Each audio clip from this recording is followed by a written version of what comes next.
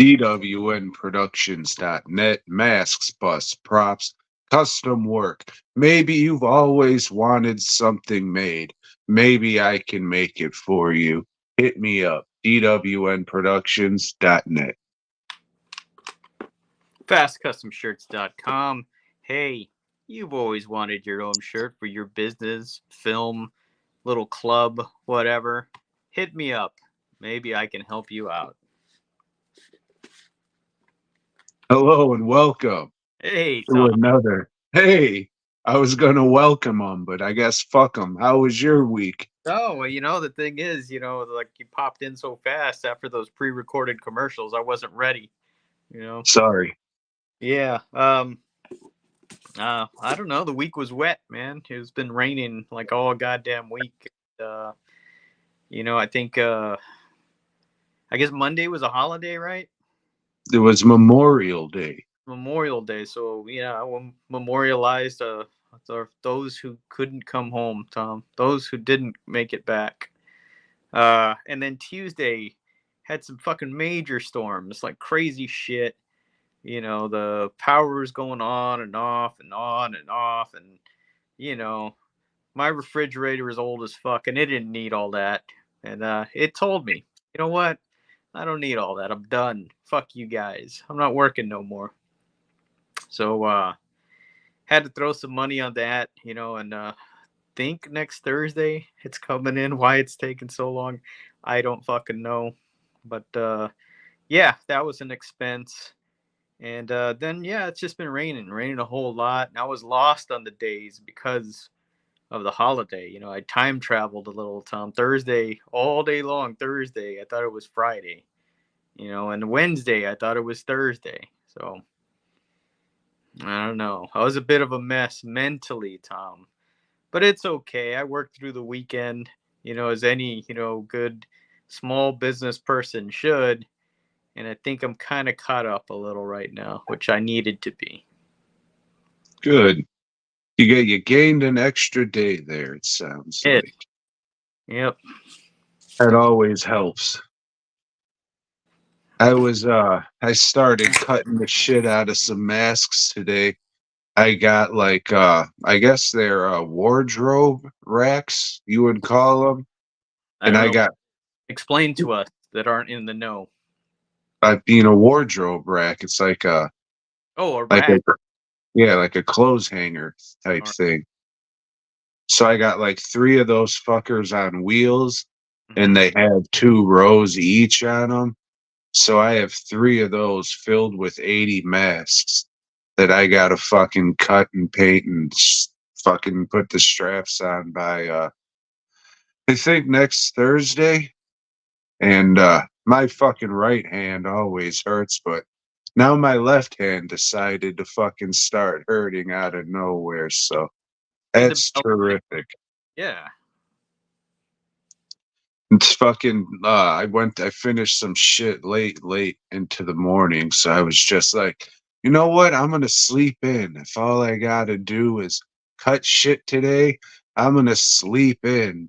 So I didn't get to bed probably till fucking 5:30, 6 o'clock maybe.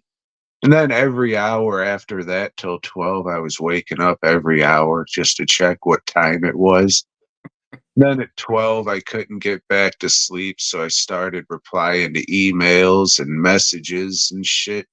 So I was just laying there for a while. It's like, all right, guess it's finally time to get up. So I fucking do the Undertaker sit up, throw my fucking legs over the bed, scooch over to the fucking edge of the bed, and I guess bend down a little bit, and I just go, ah! And I said, oh shit.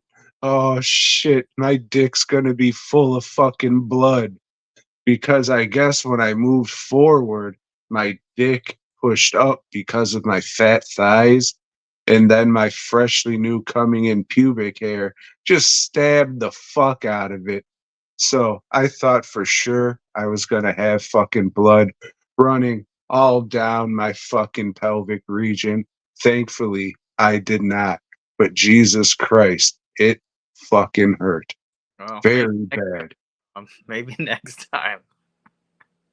No, no, hopefully not. I should lose some weight. That's a sign to, hey, lose some weight. Yeah. Yeah. Not as easy to do as you get older, Tom. So I would suggest you start doing that shit now. Or just shave my cock every day. Yeah. Either So way. I don't have to worry about fucking prickers coming back. Oh shit. Not good, Joe. Not good. I don't know. You got long hair, so fucking like every day I get at least one or two of my long hairs wrapped around my fucking dick and it just fucking pulls and shit. And fucking if I don't trim my cock hair, it'll all get in it and fucking hurts, Joe. I always fear it's gonna fucking just pull the head of my dick right the fuck off. Yeah, that can be a scary and annoying, it's just like, yeah. Yeah, that happens. I know. And you think it can act as a guillotine at some point. But what am I gonna do? Have short hair like a bitch? Fuck that. Right, I'm a man. What am I gonna do, I mean, But it's what you got to deal with. but The happy broads out month, there, they all sorry. But happy Pride Month to all of you, with the short hair, with the gel and everything. Hey, you know more about fashion than I do, but you know, I don't know. I think you would be called a fashion designer, technically, there, Joe. as long as it's not a fashionista. Fashionista. Oh, Hmm. because that's the masculine form, you see. So yeah, I guess happy Pride Month to you, Joe. I'll make sure to throw out there that I know a gay-owned business. Hmm. Yeah, I Best think Custom Shirts Corpus Christi. so. You're gonna like turn it around this year. I already did that shit, but okay. Did you? Yeah, a couple Whoa. now. Maybe if you listen to the show once in a while, you'd refresh and not use some of these jokes again that I've already used. You know, this last couple days, I was thinking a lot about, I should listen more on this show. We'll get to that, Joe. We'll get to that. When? How about now? I watched a movie called Clear Cut. Hmm. Have you seen this one, Joe? I have, Tom. This was part of the Severin folk horror set. Like all the haunts be ours, and this was one of the haunts, Tom, or as your people call them, the haints. Yeah. Hey, speaking of which, this is a great time, Tom, for you to review this film. Even though it's not American, well, it's still North American, it's Canadian. But today, Tom, on June 2nd, 100 years ago, they told the Indians, hey, you know what? You're American citizens now. No, no, no, no. We don't give a fuck if you want it or not. You're American citizens. Welcome to your land, which is ours now. Crazy shit. Crazy fucking shit. Well, I mean, it was either that or, not pay taxes and all. Right. Yeah. So yeah, I don't know. I guess every time you said all the haunts be ours, I just checked out because I didn't give a fuck. Tales from the crypt. Yeah, We'll get to that. I don't know. Don't start the cartoon. Shit. Hey, Joe, you ever seen Perversions of Science? No. All right.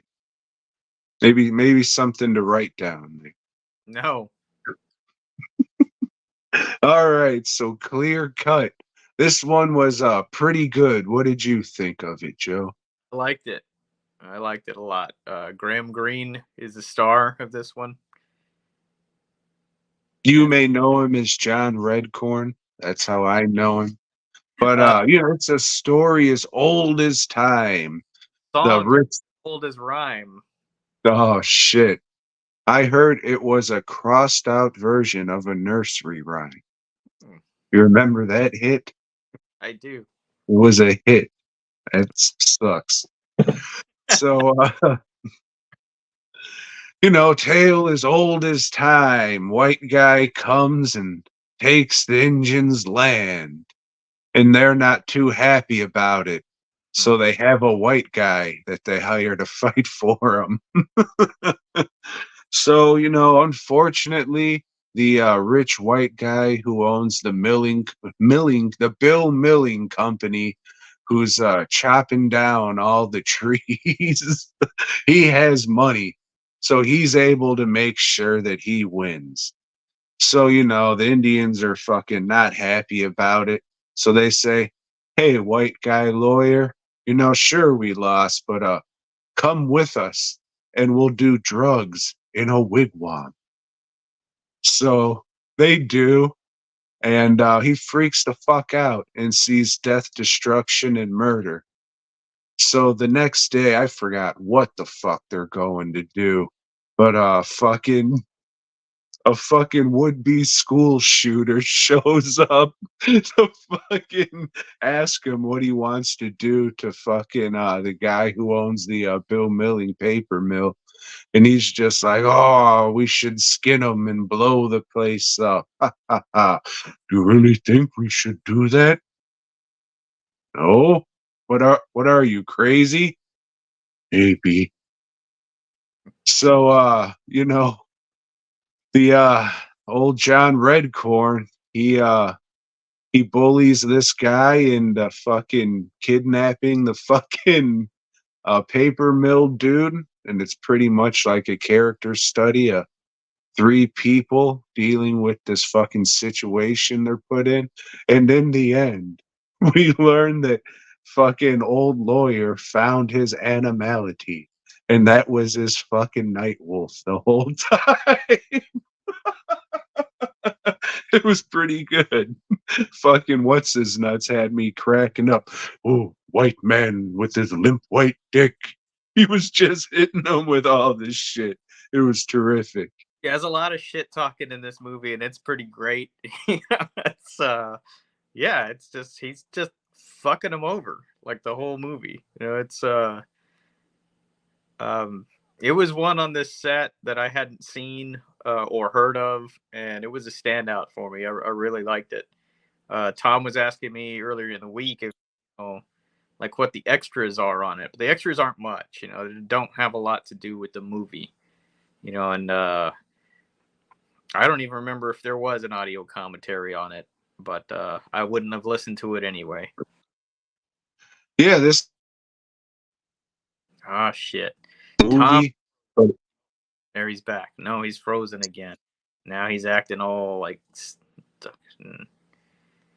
He's back. so it's a Canadian movie, but it's directed by a Polish dude, and it's about fucking Indians. Weird shit, but it fucking works. I don't know how well it would work if it didn't have that dude playing the crazy Indian, but he was fucking awesome. Yeah. Yeah, and that's a guy, like, he's been acting a long time, and he's never looked young, you know? This is an early movie from him, and he looks like, shit, this guy's got some miles on him. Yeah, you have so you got the droop here, and then you got the droop here, and it all just kind of, yeah, old nutsack face, they call him. Yeah, he was the go-to guy for, like, decades. Oh, shit, we needed to make Native American character. All right, let's go get Graham Greene. You know? And James Hong of Indians. Yeah, it was good shit. It's on Tubi. It's on I think it's on YouTube as well. But yeah, it's worth checking out for sure. Yeah, definitely. Thought it was pretty sweet, Joe. And if you don't mind, I'm gonna keep talking for a minute so we can keep on the Severin train, if you will. And hey, shout out to Severin. They were like all that Haunts BRs. Some of those movies they release like separately on their own discs for people who didn't want to buy the whole fucking box set. And that is awesome. Shout out to them for doing that. Not like some other mates across the pond making you buy a fucking volume 2 box of bullshit for one goddamn movie. You can learn something from Severin. You really could. But the church, look at that. First of all, look at that shit. I fucking hate slip covers. You know I don't give a fuck about that shit, but this is fucking nice. This actually makes like you seem like, yeah, I'm not wasting my money on an Italian movie. This is pretty it's nice. This might be the fucking like the nicest packaged Blu-ray that I've ever fucking seen. Now, the movie, it was all right. You know, there's a good movie in there. Unfortunately, it was made by fucking Italians. uh, so back in the old timey days, when the fuck ever, these medieval dudes thought this whole fucking town was contaminated with witches or some fucking bullshit. So they killed them all, buried them, including a horse, and built a church over it. Someone had to go digging around, Joe. And now people are becoming possessed, and there's fucking monsters and ghoulies and all types of shit. And the Italian stuff happens, and you're just like, God damn it, this was almost pretty good. Like, it's all right, but fuck, fuck. Have you seen this one?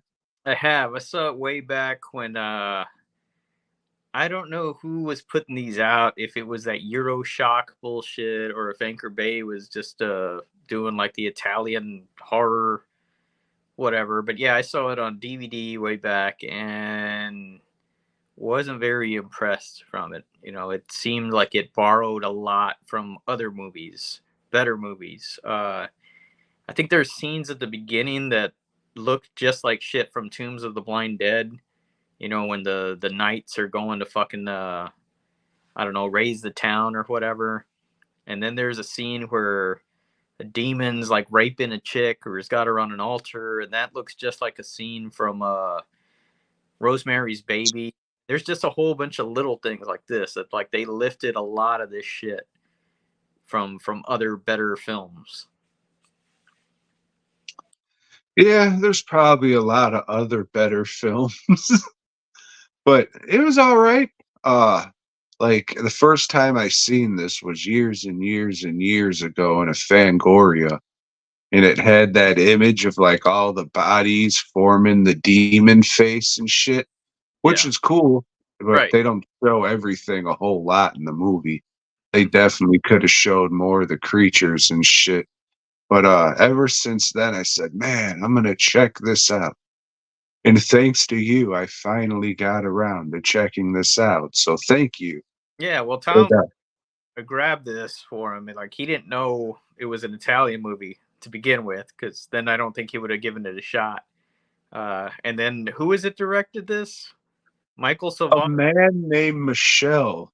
Michelle Sauvage, Michelle Savoy. something like that. Savoy Brown, something like that. Uh, yeah.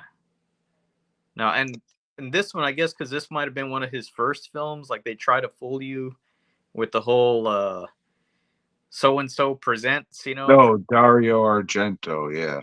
So I think when a lot of people first saw this, they thought they were going to watch an Argento movie, which that's not really a selling point for me either. It's like I don't really give a shit about Argento. Yeah, me neither. I mean, this didn't have a bunch of shitty fucking lights just for the sake. Oh, look it, it's fucking orange. Isn't that cool? It's his But daughter, Asia Argento, in this. yeah, she plays a little kid.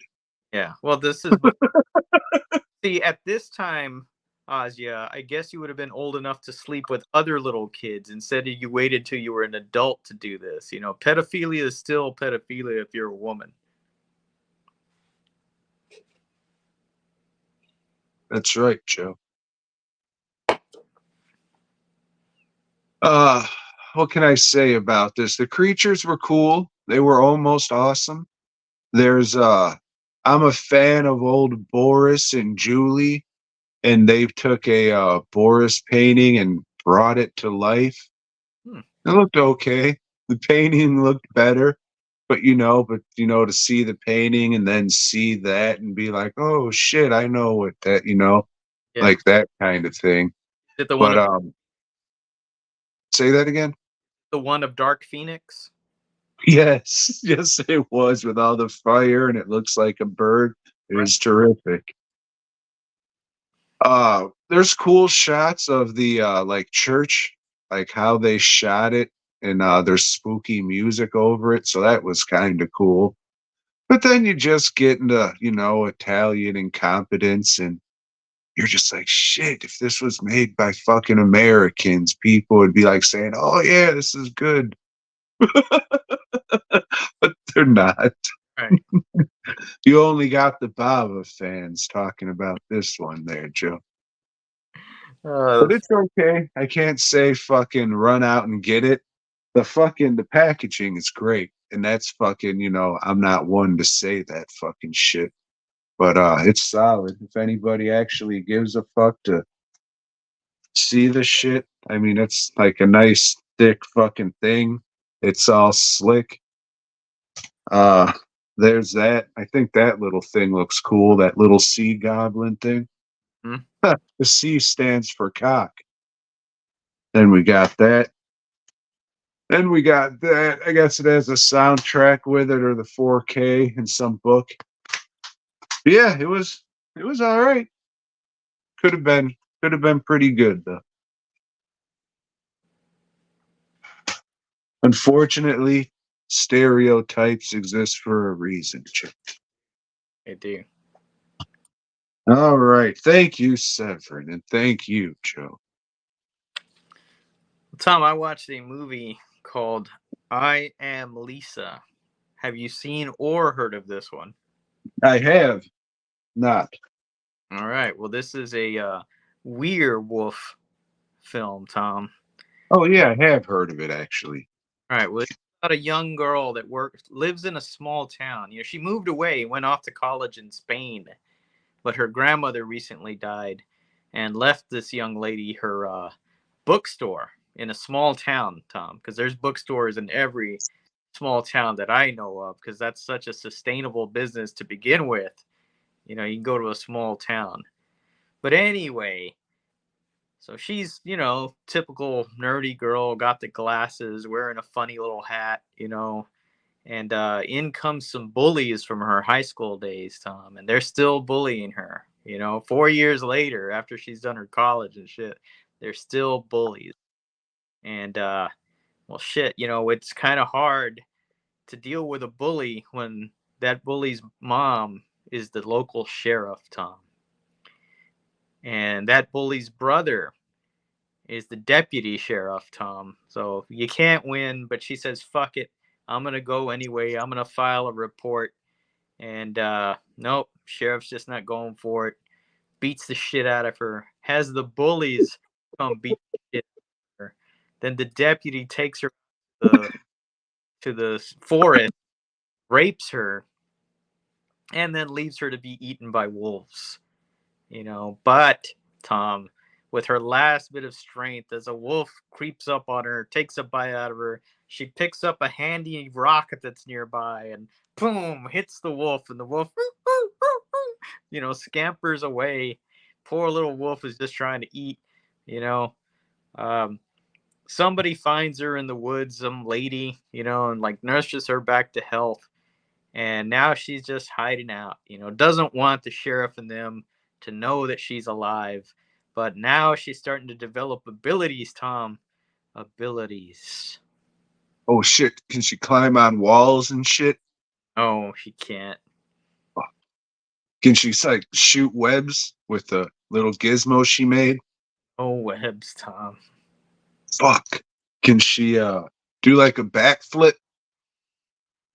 Did she do? No, she can't do a backflip. What she can do, Tom, is have her eyes grow real big. Like an anima? Yeah, yeah. But, just, the pupil like gets real huge and everything, and her fingernails get a little bigger, like maybe this much bigger. So Uh, she's on drugs. yes, she's on drugs. So she goes through and kills each one of the bullies in very lousy fucking ways. Just the first one, it's just like grabs the head and twists it around. I've got my cake. It sucks. All the kills just they're lazy, they're bullshit. She does have more of a trend. Still, it doesn't look like effort was put into it. Uh, yeah, she's captured again by the sheriff, who like has some fucking branding iron that she can brand werewolves with because she collects werewolves or something. I don't know. This is just some shit at the end that doesn't make any fucking sense. But anyway, the girl escapes. She kills the sheriff, and then I don't even remember after that because I stopped giving a fuck way early in the movie. This is just it's garbage. It's garbage, and All right. got a So lot. when you Somehow, like when I was unpacking shit from one of the shows, I had a little sticker. It's just a black and white sticker. It said "I am Lisa," and it has like a sketch, like a real shitty sketch of the girl. And I was like, where the fuck did I get this? I don't know. so you decided to investigate and see what this sticker was about? Well, it was on. It just came up. Like, watch this next, and I said, okay, I've heard of this somewhere. Oh Yeah. yeah, it's a sticker. So these bullies, I don't want to get you in trouble or anything with it being 2024 and all, but what gender were they? They were female, Tom. All How right. the head bully, she was a closeted lesbian and makes a pass at this girl she's been bullying this whole time. Happy Pride Month, but no means no. All right, because the whole time I was thinking, like, why the fuck are these dudes like bullying this girl? I didn't think of like a girl being a bully, probably because, I'm very secluded and don't talk to anybody. So I had my preconceived notions. That's very sexist of you, Tom. Women, girls in school, they're just as much as bullies as guys. There's a group of bullies in every fucking school of both genders, and now maybe even the other genders too. They probably got bullies too. I think I know where you fucked up. You called them bullies and not mean girls. Ah, okay. And Isn't that what they're called? I think they made a movies about them. what sucks is that the bull terriers get this association now too, and that's just like the cutest little dog ever. Mm-hmm. It's not their fault baby meat's delicious. Mm-hmm. It's just the way God made them, you see. Delicious. I am Lisa. Don't watch it. Would recommend. Oh shit. I watched this movie called Series 7, The Contenders. Have you heard of it? I think I have. Does it have like a plain yellow cover? Yeah, Yeah. sure does. So this is a early 2000s direct to video thing, I think. And it's like season 7 of a reality show. I had to look up what the fuck the backstory is, which fucking sucks. Like, your movie should tell you what the fuck's going on. You shouldn't have to go out and, look. I think it was on Reddit I found the answer. You would But know. I guess this movie takes place in like a dystopian future, but it's not. Like everything's the same except America's a dictatorship, and like the council that runs this game show is like the highest council in the land. So at random every year I think it was 5 people over the age of 18 are picked, and the winner from last year, they're just set out into like a regular town, and they have to kill each other till there's one person left. And it's set up like you're watching a season of a reality show. It would have helped if there were like some fake commercials or like news bumpers to give you some information on this world, because it just comes out like it's just regular ass world. There's nothing different. It's like, I'm just like, did these people sign up? How did they pick them? What the fuck's going on? So I looked it up. It's like, oh, what they didn't tell you in the movie. It's like, that's fucking stupid. But as for the movie, it's okay. It's not really gory or violent or anything. It's more like a dry, dark comedy. Pretty predictable, but I'm sure if you've seen it at the time, you'd be like, oh, this is so different and cool and all that kind of thing. But again, it's another take on the most dangerous game, Running Man. It's a lot like slashers, That's how it's set up like a TV show and shit. But it's okay. I mean, if you want something different, you might not have not. Can't even say different. Uh, it was okay. If you want an okay movie with a gimmick from a certain time period, check it out. It's on YouTube. It was very okay. I think I have it, but I've never watched it. Yeah, I think I bought it maybe in the early 2000s or whenever the fuck it came out. And yeah, because it looked different, Tom, and that's when like these big box stores would, stock a lot of shit that was different. So I'd buy a lot of it and then end up not watching a lot of it, just like I do now. So if you've seen it, this would be your reaction. Yeah, it was all right.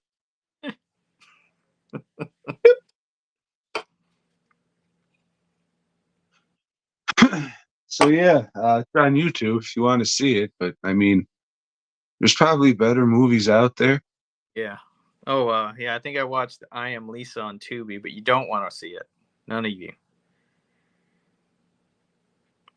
So I went through my DVDs, Tom, because that's what I've been doing is trying to go through DVDs and seeing what's going to go to the conventions to sell, what's going to stay in the closet or whatever. And You and getting your affairs in order. happy Pride Month. Uh, Red Heat, Tom, which is a Walter Hill movie. Have you heard of Walter Hill? No. Okay, well, Wait, yes. He directed 3 episodes of Tales from the Crypt. did indeed, Tom. He did. And Uh, we were right, or you were right last week. It was the dude who was the dude who flips the switch at the electric chair who gets fired and goes on a vigilante thing. yeah, And then yeah. he does the one with what's his nuts, our boy. Lance Henriksen, the cutting cards one. And Okay. then he did one other one that I fucking don't remember at all because a lot of them are forgettable. Well, those two are not. Those two are actually pretty good episodes, but that's very early, right? Yeah, first and second seasons. Yeah. Okay. Well, he's known cinema-wise for making tough guy films, and Red Heat. He had made good money, critical acclaim for a movie called 48 Hours that partnered unlikely characters to, bust up a crime or something. And this was Eddie Murphy and Nick Nolte. So, hey, that formula worked. Let me do that again. I've been wanting to make a movie with Arnold Schwarzenegger and Hey, watch your fucking mouth. old Arnie wanted to branch out and start doing stuff that was a little bit more comedic. He didn't want to just keep on playing, the Terminator over and over or Dutch over and over. He wanted to do something different. So they pair him up with Jim Belushi, Tom. Jim Belushi is the brother of John Belushi, who was pretty funny. Maybe cocaine had a lot to do with that, but the guy did some shit that was pretty good. Jim Belushi did not. He did not. You said Hey Arnold. What's that? Hey He Arnold? was in Hey Arnold, yeah. The dude sucks. Man, he was in Hey Arnold. Give him some points for that at least. No points, Jim. Fuck you.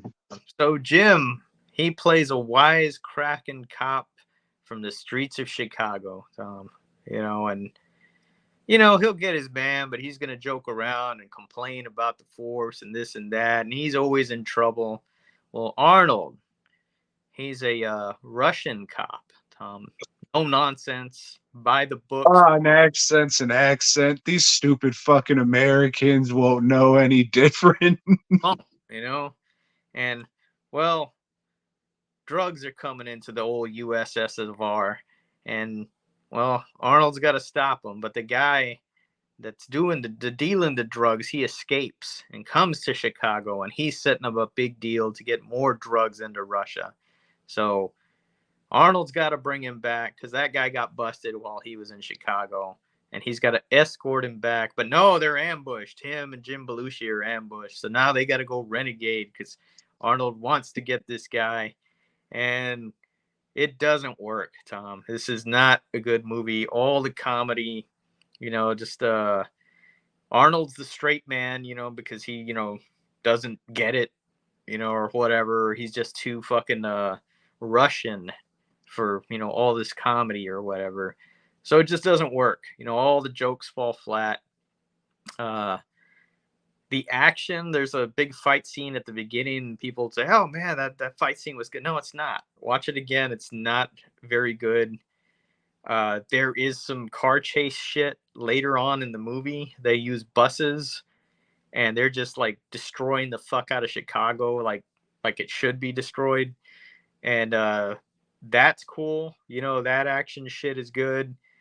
But overall, nah, this is just it's a failure on Walter Hill's part. And I'm sure he wanted Red Heat 2 or 3. And I think they just left this formula behind until it was perfected with old Jackie Chan and who the Chris hell? Tucker. Tucker. Yeah. Well, they got what, 3 movies out of that shit? Yeah, I think they're making a 4th one. Well, hell, if they're bringing back fucking Bad Boys, why not, right? Yeah. So this one tried it first. No, did not work. You didn't even bring up the best parts about this movie, Joe. Let's see. The best parts. Trying to remember who else is in it because there are some other names. Gina Gershon. Yeah, she's in it. Friend of the show, Brian James. Brian James is also in it, and I think Brian James is in a whole lot of Walter Hill stuff. He's a guy that Walter Hill really liked to work with. Who the fuck was the police captain? Old Pachinski himself. Yeah, so the fuck's that guy's name? Peter Boyle. Peter Boyle, yeah, and even him, he's usually pretty good, but nah, just it doesn't work, man. So, I'm saying it on here, so it'll probably never happen.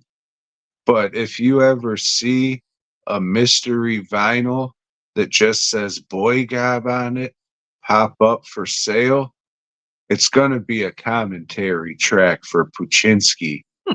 I found a place that prints up vinyls relatively cheap, so I'm sure the audio quality is great.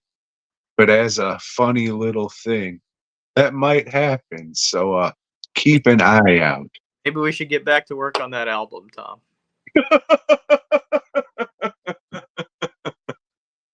Let us know if you want some more music from the Juicy Boys. Let us know. Or that Puchinsky record. Tom will put up a poll on Flag Day. Yeah, I don't know. How was his accent? Was he just doing his fucking regular accent, or was he trying to be Russian? No, he wasn't trying to be Russian at all. Fuck it. He looked at. How does he? I don't know. You're the impression guy on this show. I'm not going to take that away from you. Hit one to knock it out of the park, and then boom. Everybody's like, "Oh, get Joe to do some more impression." No, No, folks, it's not gonna happen. Then you brought him up, so at least got to hear your Nick Nolte. I don't even remember how he talks. Rah! Kind of gravelly, but not gravelly. It goes in and out like he's faking it. He was Hulk's dad, Yeah, I know. Made those whole dogs. Yeah, he sure did. One was a poodle. Or as you would say, a sexy dog, as we learned in the Boneyard review. That the Boneyard, was that an episode of Tales from the Crypt? Perversions of science. Oh, so while Joe goes to masturbate into a cup and drink it, head on over to dwnproductions.net and then fastcustomshirts.com because cups that you can come in don't pay for themselves. Oh, I seen him. He'll be right back. Don't worry. What the fuck did I watch? Here in this I watched Tires. It's this I don't know, it's not really a mockumentary, but it's set up kinda like those shows that I don't like episodic television. That's what yeah, no. I but don't, this but comedy, they're saying it's not for the woke crowd. So I know Tom like rushed to the TV, Oh, those wokes are gonna get it now. oh shit. So when I saw that Tires was released, I rushed to the TV because I wanted to watch something that wasn't for the woke crowd. And I had a rack of masks I had to cut.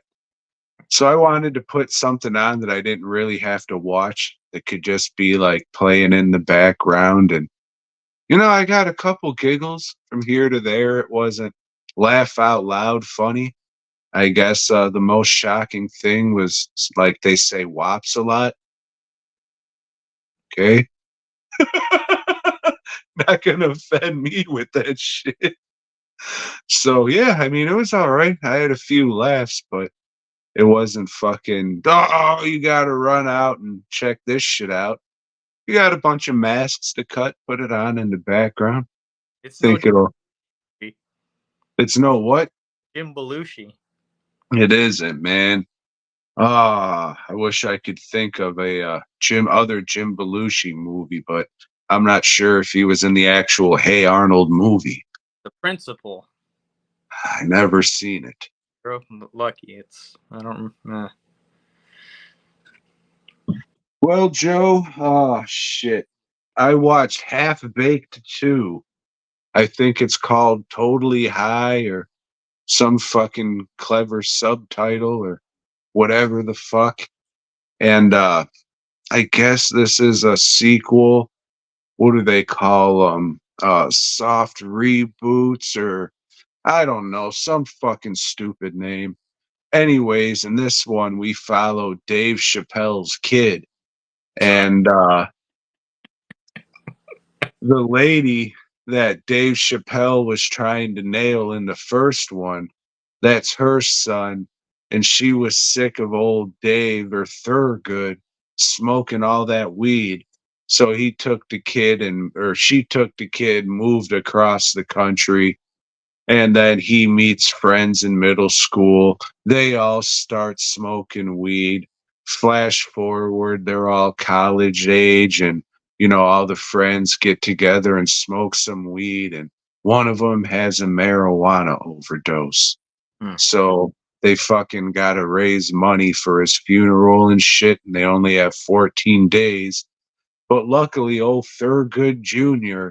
works at the post office and finds some weed that's getting shipped. So they take that and steal it and sell it.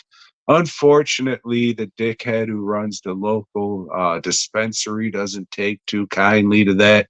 And the motherfucker whose weed they're stealing doesn't take too kindly to that shit either.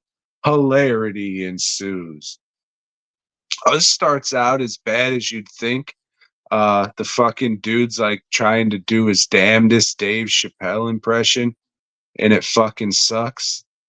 But as it kept going, I found myself laughing and laughing and laughing. Like it's a stupid fucking stoner pothead movie for sure, but I mean that's fine. Funny's funny. It's not great or anything because it's kind of lazy and takes a lot from the first movie. But you know, it was all right. I can see like the younger crowd getting into this and this being their stoner movie, but I don't know. It's just a different thing these days with dispensaries and stuff, but you know, they kind of riff on that and do that kind of thing. So just a modern stoner movie. Hmm. I don't know. I feel like they kind of lose their edge now that it's becoming legal and shit. But I mean, it was still pretty funny. He turns into fucking Raiden at the end or some kind of shit. So I was just like, hee hee, terrific. But yeah, spoiler alert.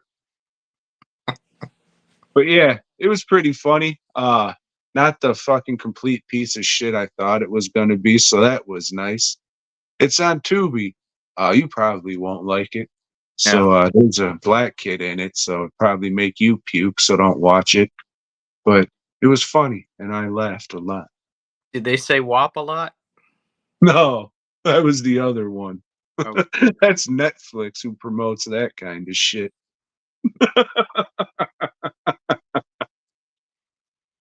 This one fucking in Half Baked too.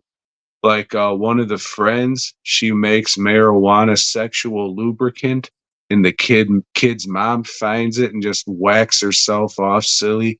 She's like high for 2 weeks with how much she was whacking off with that shit. So that was pretty funny. Maybe you will like it, Joe. Oh, maybe. probably not, 'cause it was a black lady. Shit. You got to get over that stuff, man.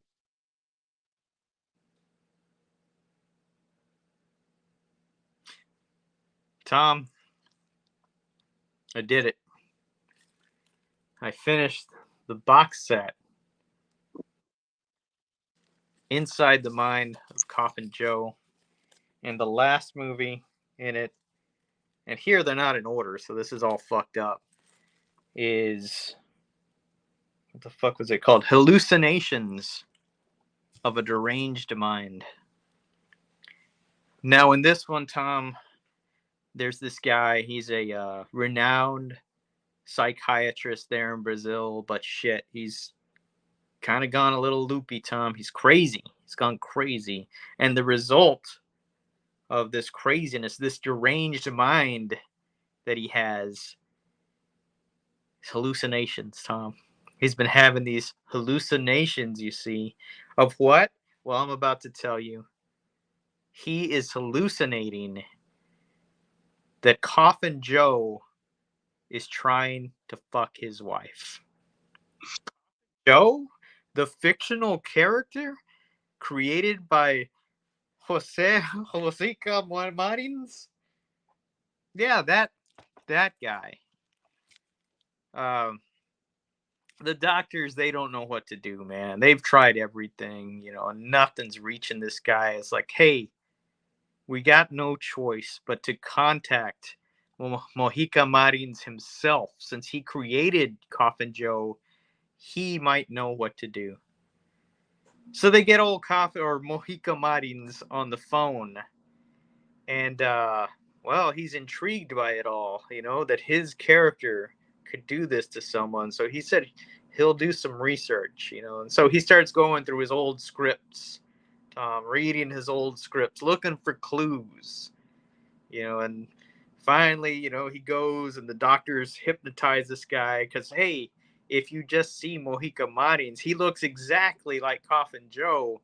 Well, shit, the guy's going to freak out. So under hypnosis, you can question him. And question him he does. And pretty much all he tells him is, Coffin Joe is not real. Coffin Joe is not real. Coffin Joe is not real. Oh, okay. The guy comes out of it and whatever, and well, that's after like fucking 40 minutes of hallucinations. Tom, and the hallucinations are clips from all the other fucking Mojica Marins movies, all the coffin Joes, all that shit that I've seen over the past 3 or 4 weeks watching this.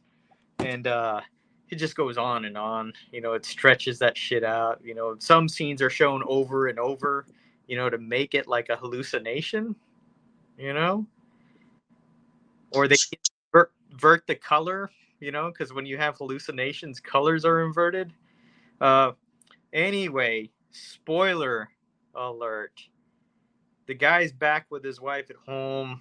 Coffin Joe's talking with the doctors, you know, and they're all congratulating him. And Coffin Joe has like a little attack. Or Mojica Marins has a little attack, I should say. And then as he's having that attack, Coffin Joe appears to the psychiatrist and his wife and tells the girl, you know, you didn't believe in me, so you're not worthy. And he kills them both, Tom. And then Mojica Marins, oh, man, I don't know what that was all about. Let's get out of here. And then they zoom in on one of the glasses they were drinking from, and there's Coffin Joe's face, and he's laughing. The end. Woo, this sucked. This was fucking bad. This is a pure vanity project, and vanity projects suck to begin with. You know, that's just somebody sucking their own dick. But this is even worse, you know, because he's playing both sides, you know, and trying to show like how legendary his creation is, you know, that it transcends everything. And there's scenes where he's like, I guess he's in his mansion because he's trying to project like, oh, well, he got rich off all this shit. Maybe rich for Brazil, but nah, I know for a fact from watching like some of the extras on this guy didn't make a whole lot of money. Like he used the little he made to roll into the next movie. And if you didn't have money really to make a movie, hey, you got all these other movies you can pull footage from and just fucking fill your time with that. And that's what this is. It is very disappointing. Like I said, those first 2 Coffin Joe movies are good. The one where he came back to finish that trilogy, that's good. Everything else that he did, fuck it, don't watch it. It's just not worth your time. It's inept, you know, and it's their stuff that's in there that I guess supposed to be shocking, but they don't have the money to make it look good enough to shock you, you know.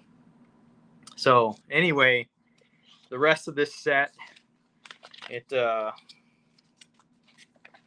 comes with this poster, Tom. But who's gonna hang folded and whatever? You know, I'm not too crazy about the artist that they picked for this guy, but hey, you got to give you some money for your art. Good on you. And it's got this little book here, Coffin Joe Against the World. These books that Arrow does, they tend to be pretty good, so I'll read this. But if it's all the same shit, you know, if it's essay after essay just saying what the guy that wrote the essay before, I'm not going to keep on reading it. I don't know. This I was looking forward to this set when it was announced. You know, I pre-ordered it. I hardly ever do that shit, and it's not staying at home, Tom. It's going on the road with me next time. So when was this movie made? This shit. When was this one? Fuck, I don't know. 70 something probably. All right. So Wes Craven was a fan, I guess. Well, yeah, so that's what I saw too. It's like, yeah, that I don't even remember the name of that one. That Nightmare on New Nightmare. New Nightmare. That's the same shit. And I thought, well, shit. When I watched it, yeah, the fucking Coffin Joe did it first. He just didn't do it good. I don't remember if New Nightmare is good, you know, because I don't really care for that whole series. It's not. But people said it was really inventive, and it was meta, is what the kids say. I don't even know what that fucking means. You know, I thought that was something from Transformers, like the shit that they get their energy from. No, that's Energon, because that's fucking clever, right? No. Uh-uh. No, it's not. No. And neither is this movie, and neither is Wes Craven's movie. Yeah, it's disappointing, Tom. It's pretty disappointing. Yeah. These things with the intention of reviewing them on the show. Probably would have been nice if they sold those movies separately, huh? So I do have the original two in this old box set that was in the shape of a coffin with reductions of two of the comics, and I'm gonna hold on to that. And I think I still closed it out on DVD, so I don't need a Blu-ray. Still, it'd be nice, you know, if you were able to buy the cleaned up version separately. That'd be nice. Yeah. Shout out to Severin for doing it. Yep. Yep. Fucking pricks. Oh, Joe. Let me take a sip of this little guy, if you don't mind, and we'll take a trip. You know, you won't have to go far to North Texas. Huh.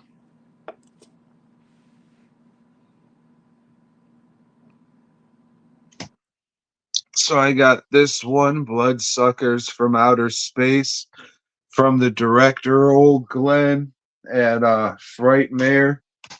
He was a what do they call them? Convention neighbors or whatever the fuck, the guy next to you. Yeah. And he said, "Hey Tom, I would love for you to have this as a gift." And I said, "Thank you. I will watch it." Did you give And him a I did. Did I give him what? flyer? A flyer? Yeah. Say, I'd love for you to have this. I didn't. I All right. thought my presence was enough. So I watched it and it was okay. It had a little bit of everything you needed to get on video back in the day. Yeah. Uh, you know, growing up in a rural Texas town, I appreciated the rural Texas setting and you know how things used to look and all that. So there's a nostalgia factor there. Excuse me. But gore effects, there's a little bit of them. They're okay. They're you know, they are what they are. They're cheap. It's more of a comedy than anything. I guess it's like a satire on 1950s movies, Yeah. I would say. But it's okay. It's a solid okay movie. Uh the only people I could really recommend it to is Texas horror fans. Mhm. Like if you want to see like a Texas made horror movie from it's not even a horror movie, but a Texas themed horror movie or a horror themed Texas movie, maybe that's the way to say it. Check it out. Vinegar Syndrome doesn't have it anymore. That Blu-ray's the Vinegar Syndrome release, but I'm pretty sure Wild Eye has it on DVD now. Maybe Blu-ray. Uh, it's just very okay. I wish I could say, oh, it was great. It had this and this. But I mean, it was a competently made, okay movie with a couple chuckles. The makeups weren't terrific. They look like pale zombies with like Y's on them, Mhm. just because, you know, veins. If you're not great at doing veins, then it's not going to look great. So, It's definitely a movie to watch with a crowd or a group of friends. When I saw it at the Tuesday Night Trash, and the audience had a good time. But you know what you're going to watch when you go to that thing, and you know, the audience is ready to have a good time. So it's perfect for that kind of viewing. yeah, I wouldn't say that it's like a so bad it's good thing, Oh, but I mean, it's a competently made okay, like of its time. It's just like, yes, we'll buy this and put it on VHS movie. There's just enough of everything that it got on there. Oh shit, you got flies too? gnats. Did you watch anything else? No, but I do have to mention because the reason I went to this was to talk about it on the show. Is old Roop and I went to a concert on Friday, Tom, and we went and saw Uriah Heep. Have you ever heard of them? I have. Yeah, well, I've never thought much of them. They only had one song that I knew, uh, and they're fucking badass live. It's like, holy shit, these guys don't sound like this on the radio. They don't sound like this on their records. These guys actually sound good. So it's, one of these bands that came from an era where you actually had to fucking be a good live band for somebody to pick you up and put you on a record, not the other way around. Like you can suck live because, your voice is all fucking filtered through this or that anyway. I was very impressed with them. And then Saxon came on, Tom, and John Saxon. they're a band that I already like, and they were fucking good, So it was a good time. It was in a weird place that I'd never been to.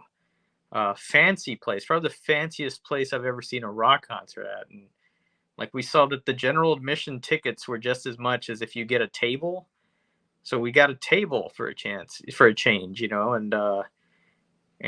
they tell you right when you get there, hey, you already saw this, you already agreed to this when you got the table, but it's a $50 drink minimum per person, or ticket minimum.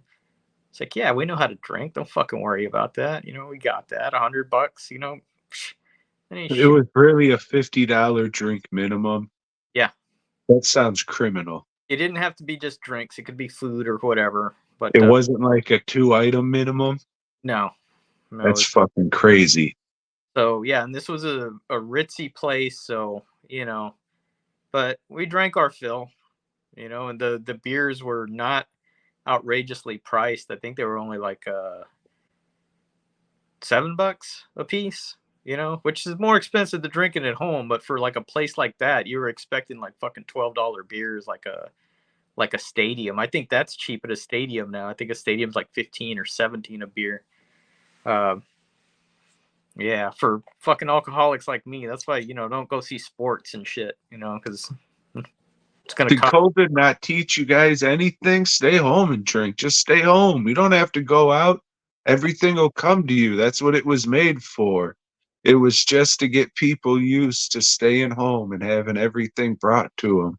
But yeah, good concert, and went to see it to review on this show. Now you can write everything off. That's terrific, Joe. Wink. Mm-hmm. Let's hope old Tom makes a separate video of it. Maybe. It doesn't matter. It's on the main show. 50% of your food ticket could be written off. I know that. Is that why you wanted to make sure you said what the... Yeah. I understand. 2 drink minimum. Joe, Caddy Hack. Our neighbors, Lori and I's neighbors at Frightmare. Old Rob came up to me and said, Tom, I would like you to have this stack of VHSs as a gift. This. Yes. And I said, Rob, thank you. But I don't want to take something from you that I'll never watch if you could sell it. But if you have the discs, I'll be more than happy to take that. So he came back with a stack of Blu-rays, which I'm much appreciative for. And this one, Caddy Hack, I guess is one that he kind of made in-house. I guess the story behind this is he was talking to one of the dudes he distributes movies for outside a convention or something. And they said, hey, let's make a fucking golf movie. Write a script, send it to me, and then we'll go. So the idea was to make like a PG-13, like more widely, something for a wider audience. And it kind of, yeah. And it kind of feels like that. It's, oh, you got me. And yeah, it kind of feels like that. It feels kind of tame and, a little lame. A couple chuckles, but the whole time I was thinking, And this seems like something Chris Seaver probably should have made like 15 years ago. It's just kind of lame and tame, riffing on like sort of 80s comedies, which I don't give a fuck about at all. But I would much rather have backyard filmmakers and shit make movies like this where they're actually trying and not just romping around in their backyard with a bed sheet as a fucking cape or something. So while it really wasn't for me, like for the what I'm sure was a small fucking very low non-existent budget they had, they used it, they worked, they were actually on a fucking golf course and shit. So yeah, I mean, I appreciated the fact that they tried to make a fucking movie and didn't fucking polonia it up. So that was nice. That was nice, Joe. Unfortunately, just not for me. Hmm.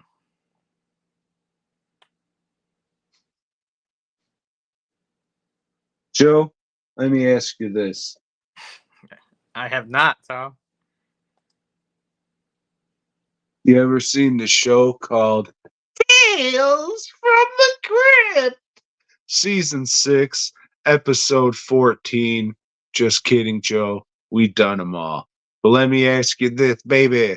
What do you know about Hard Times, Daddy? You know anything about the Hard Times? I know a little bit about Hard Times, Tom. Do you? Let me ask you something, Tom. Sure. You ever heard of Walter Hill? No. Oh, shit, wait. I think he directed 3 episodes of Tales from the Crypt. Did indeed. And for the next 3 weeks, we're gonna find our thrill in the films of Walter Hill. Yeah. So we're starting out with, as you mentioned, Hard Times, baby. Hard Times. And I don't know what year this was made, but it was quite a while back. 1923. 1923. This is a Depression era movie, and It takes place in 1933. so was that the Depression? Yeah, because it was before World War II. That's quite a bit before World War II, at least the U.S.'s involvement in World War II. Tom, you see, the 1930s. Let's see, who would have been president at that time? Would that have been Calvin Coolidge? No. But Woodrow. anyway, so Chuck Norris is, just a rouster. What? He's riding the. Chuck Norris? No, I'm sorry. Charles Bronson, you Charles, fuck. because you have that Chuck Norris bust in the background over there. But yes, old Charles Bronson, he's riding the rails. He's a hobo. He's a boxcar child. Getting from here to there. And for some, Complete with stupid fucking hat and all. yeah, but which was the style at the time, Tom. But for some unfathomable reason, he decides to stop in New Orleans. Like, who the fuck would stop in New Orleans? Like, they have work there? No, they don't. He's got enough money for coffee, though. Notices, like, hey, a bunch of men are, like, walking into this building over here. I like men. Let me go see what that's all about. And it turns out the men are there to watch a prize fight, Tom. An illegal prize fight. And But he didn't know that at first. He just seen all these dudes popping their shirts off, so he creepily starts licking his lips behind a fucking tower of pallets. yeah. And well, he sees the fights, kind of figures, all right, this guy's like a wheeler dealer in this shit. So let me follow him and eat some of his dinner. And maybe At the old oyster hole. I don't know what's up with this fucking movie and oysters, but I guess they had a sponsorship. probably you didn't see the sign, it said For Big Oyster. Yep, no, I seen it. okay, well, yeah, they sponsored the movie, so there's a little product placement there. It didn't say like Jimmy's Oysters or anything. It always just said oysters. It's old Jimmy Coburn that's eating the oysters, and he says, "Hey, put me to work."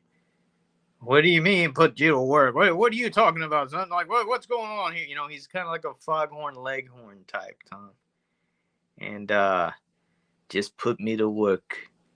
He doesn't talk much in this movie, old Charles Bronson, you know, and he goes and meets a hooker and decides, I'm going to hook this bitch. But Well, it's not really a hooker.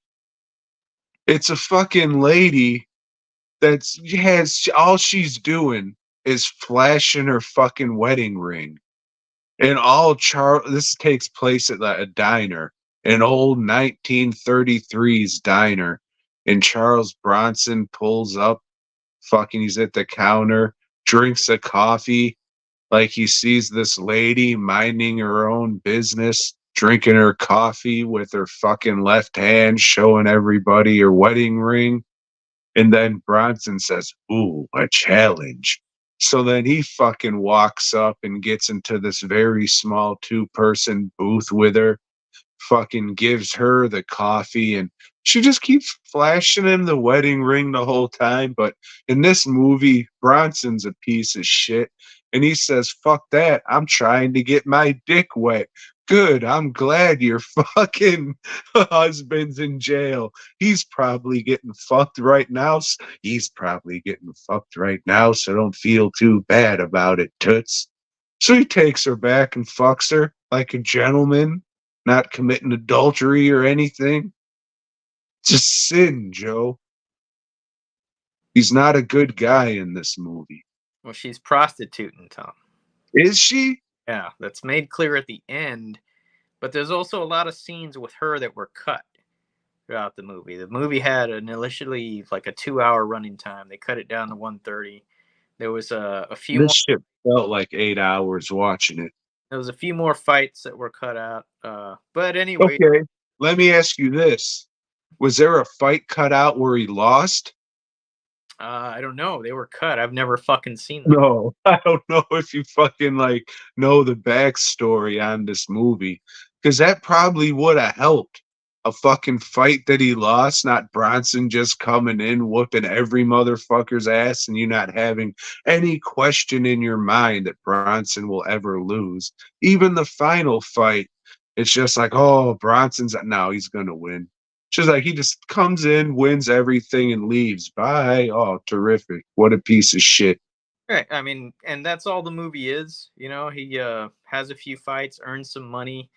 The real story is not really with him. It's with James Coburn, who is just a fucking lousy, degenerate gambler, owes everybody money, and he's on the hook for it. So it kind of fucks up the underground fighting career of Charles Bronson or whatever. But anyway, everything works out in the end. Everybody's happy, and it's basic. It's a real basic story. And I know you said you were bored with it, but Tom, I mean, you were tired as shit. You haven't been sleeping well. You know, not the I time never sleep well. they're laying your eyes. Thinking, God, man, I I got. was like, terrific. I love Tales from the Crypt. I love Charles Bronson. And then the fucking PG-13 rating came up. And then the old timey film look came up that I just don't like. And it took place in a time I don't give a fuck about. And everybody in this movie's a piece of shit. There's not one person that you can be like, oh, he's an all right guy. He's someone I could cheer for. All the fights fucking suck. It's all no blood until the very end. So you can't even tell who's hurt or anything. It's just fucking different slap sounds. And maybe, if you grew up with this before you've seen other fucking fight movies, maybe this was like the first fight movie and it was revolutionary at the time. But it was a whole lot of who gives a fuck for me, just putting my fat ass to sleep. So this was one of the first fight movies at the time, and it was revolutionary. You know, it they hadn't really shown underground fighting as a way that's like people are fucking betting on this shit. People are doing this, and Charles Bronson, there's not much to him in this movie at all. And it's like I say, the other performances, they outshine him, all of them, except for his wife, Jill Ireland, who really doesn't do shit either. So I guess they were the perfect couple. But James Coburn, I think, is fucking great. Strother. He's trying to keep his fucking teeth in his head the whole fucking movie. Strother, I always forget his name, but the guy that played the doctor, I thought he was a lot of fun. He kept coming off like the fucking Southern dandy from King of the Hill. That's all I could fucking think about. It's like, man, King of the Hill, I should be watching that instead. Trying to do, and he was his name is Poe because he was a descendant of Edgar Allan Poe, and he tries to play that off too. The guy that's the main fucking criminal gambler guy, dude. I thought he was really good. The bald dude that is initially the badass fighter, I thought he was good too. I think everybody is good in this movie except really for Bronson and Ireland, but they do what's required of them in the movie, and it's I think it's good. I still think it's a good movie. Yeah, I fucking like it. It's staying in the collection. I'll watch it again at some point, Tom. I mean, that's fine. And this isn't a knock on you or anything, but I mean, dude, this is definitely like a grandpa movie. Yeah, like for sure. And that's not a dig or anything. I'm a fucking. It's just, yeah, it's for a certain generation for sure. I guess the people who made Lionheart saw this and they said, hey, let's do this better.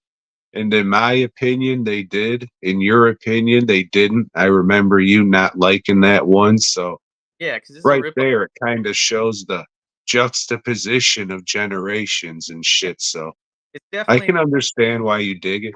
For the Mortal Kombat crowd, for sure. Fuck yeah, Johnny Cage punching him in the dick. And that's it. Yeah. Fuck yeah. You remember that time he punched that dude in the balls? He like went under his skirt and punched him in the ball bag. That was classic.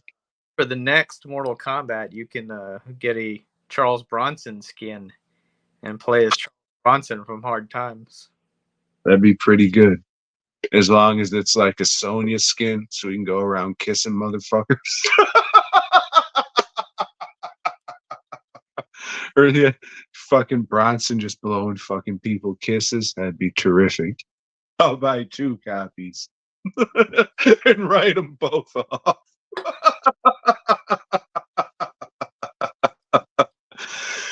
Yeah, man, I wanted to like it, but shit, that stupid fucking hat too.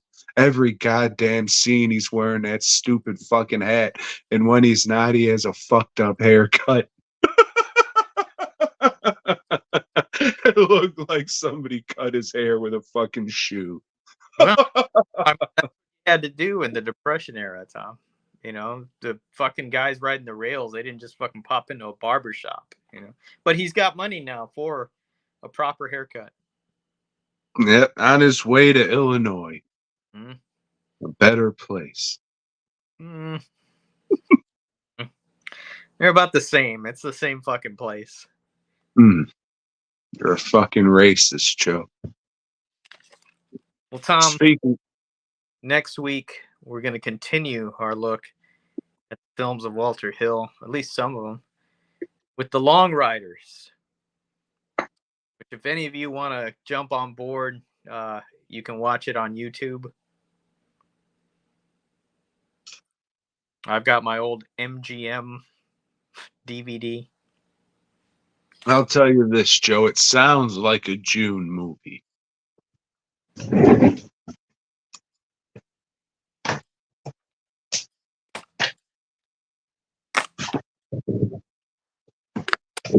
Thanks for filling in there, Joe.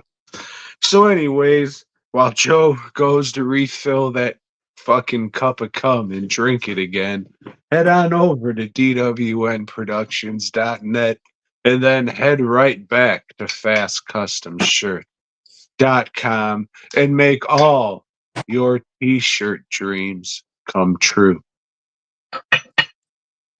Except if it revolves around like digital printing or something, then you can go fuck yourself. Do shit by hand here. That's right. So shit hurts. It's not fucking fun.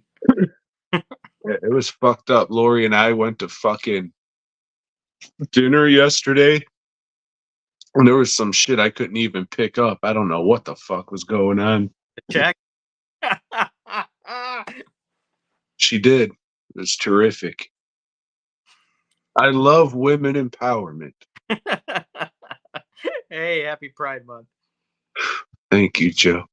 Thank you. You know what I did to celebrate Pride Month? Read a lot of Spider-Mans.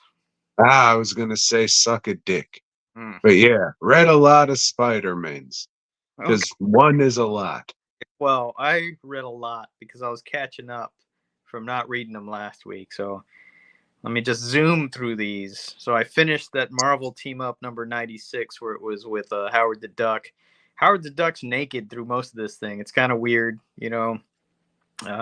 After that, in Marvel Team Up 97, it was the Hulk and Spider-Woman. So Spider-Man's wasn't even in this, and it had Carmine during the art, and that guy's badass sometimes. Like, he draws a great flash, but there's times when you can tell he just rushes this shit. And there's a lot of the Hulk panels where the Hulk just looks fat and weird. Not good. Then it was Marvel Team Up Annual number 3, which had the Hulk, Power Man and Iron Fist, and Machine Man. And Spider-Man makes a cameo. So I think Spider-Man's is back next issue. I don't know. Anyway, in Peter Parker's Spectacular Spider-Man number 45, it concludes that shit with the Vulture. The Spider-Man's breaks out of that fucking coffin that they were going to throw him in the furnace in. The Vulture's nephew gets killed, and Spider-Man beats the shit out of the Vulture. In 46, Cobra breaks out of prison, and he fights Spider-Man's, and Spider-Man's beats him. And then in 47, the Prowler is back, Tom, and he frames Spider-Man's for a murder. But it's not the Prowler we know. It's not old Hubie whatever. No, Obi Brown. Yeah. Obi Brown. He'd given up after some shit with the Defenders that they talk about and see Defenders number whatever. I'm not gonna do that. But somebody stole his shit, Tom. Stole his shit and is going around as the new Prowler, and Belladonna's behind it all, and she has both the Prowler and Spider-Man's in a escape-proof trap, and gas, which has been, you know, Spider-Man's crux for the past 4 fucking months, is going to... Unfortunately, they get away because she has to suck all the dicks in the room and then fuck them. Probably. And in Amazing Spider-Man's, you know, I caught up and read the one about the midgets, and then Tom, Fusion was his name, not Twinsy, but Fusion. And we're back to Spider-Man's number 209, and it's Kraven and Calypso. This issue, Tom, Calypso is you know, she's Kraven's woman, but Kraven hasn't been able to get it up for a while because, you know, it's always on his mind that he didn't defeat Spider-Man. So she's setting it up where they can battle again, and maybe Kraven will be able to get an erection and fuck her properly. If I was Kraven, I'd just off myself. Mm-hmm. You know, Kraven beats up a bunch of animals, you know, and he's like feeling pretty good about himself. You know what he's craving, Joe? A happy Pride Month. Yeah, but Spider-Man's is not about Pride Month and kicks Kraven's ass. And that's the end of that, Tom. But we got a special anal coming up for Pride Month next week. Is this the Frank Millar one? Annual number 14. I don't know. Millar. It's not the Punisher one because that's 15 because I dug that up at the shop. It's like, man, this one ain't next. I don't know if I'm a complete drunk, but I think there's a Frank Miller fucking Spider-Man anal. Yeah, I think that's the one with the Punisher. I might be wrong. Is it? All Yeah. right, we'll stay. We'll see next week. Yeah. Yeah. Fuck. Ah, God damn it, Joe. You like lists? Nope. Mm. Do you guys out there still like lists? Can Nope. we end this shit yet? God damn. Anyway, These lists suck. our lists. We're listing our top actors with criminal records. So our top actors got it. Yeah. And at number 5, Tom, I have good old Stacy Keach. Did a little bit of time for cocaine possession.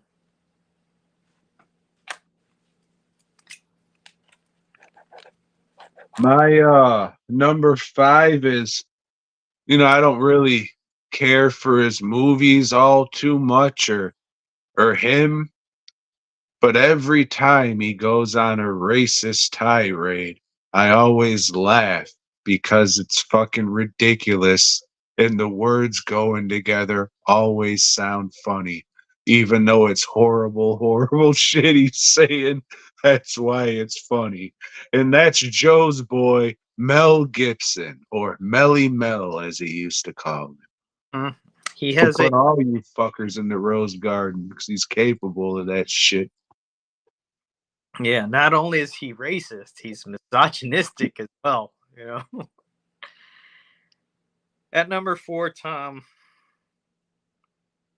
I have Kiefer Sutherland, who was locked up. Sorry, Kiefer, but you were locked up for a DUI. Hey, that shit happens. I get it. You know, all you can do is learn from your mistakes.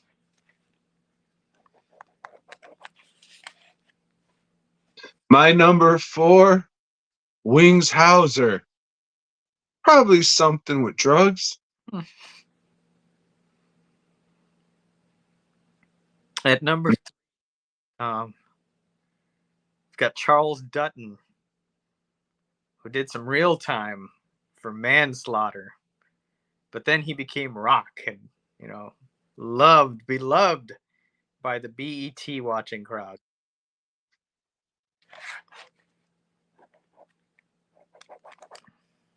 My number 3, Tommy Chong.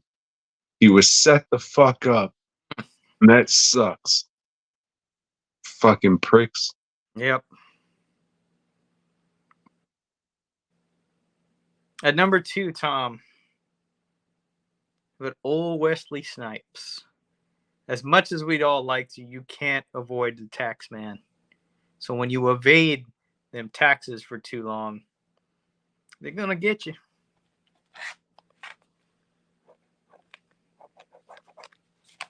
My number 2 is Daniel Trejo. He used to rob gas stations and shit with grenades,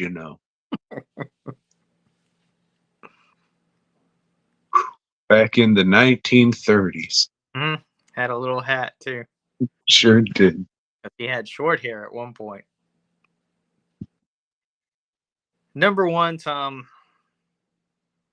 I have old Danny Trejo, who did a stint, as they like to say, for burglary.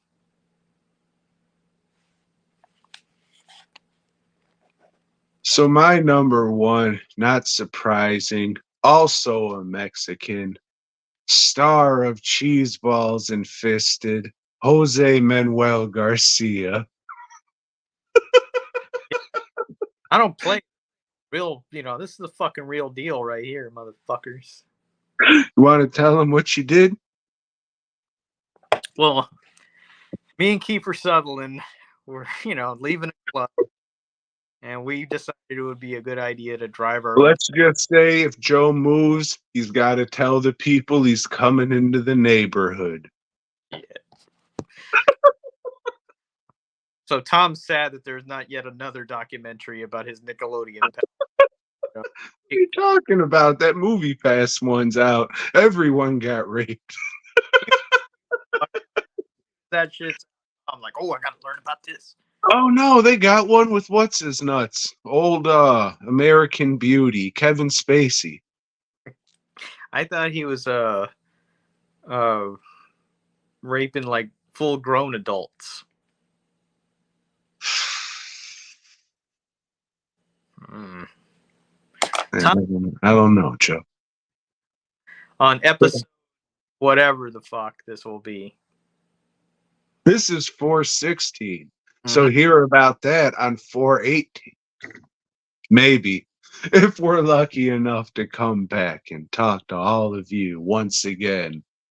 But hey, as most times, I remember to say thanks for watching or listening, whatever the fuck you do. Hopefully you're not whacking off to this shit. But if you are, you're welcome.